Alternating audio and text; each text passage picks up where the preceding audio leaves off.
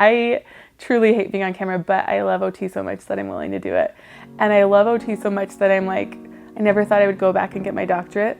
But I ended up doing it 10 years later. It's been so rewarding for me as a person to grow, but also even more so to see my clients grow. That rewarding piece of like, oh, finally I know something that can help, and I'm gonna watch you take off with this. And I can see like the relief on parents' faces, but then also joy.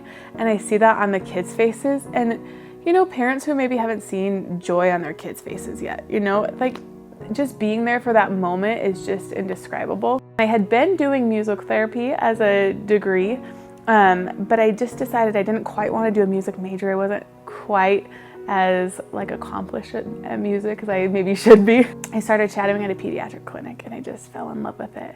And I decided occupational therapy was for me because it's kind of like physical therapy, and all the things I loved about physical therapy with biomechanics and ideas of like how does the body work and move and all this science part, I just love that.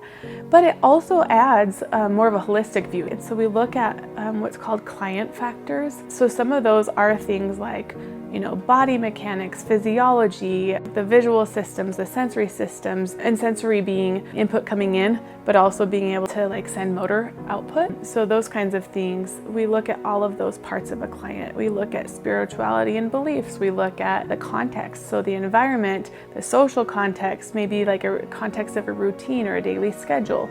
So being able to look at all of those things really makes it challenging, but also rewarding. And you might not be able to get that client to use their arm again after a stroke, but they might find something different they love, or they might be able to do something that they love in a different way.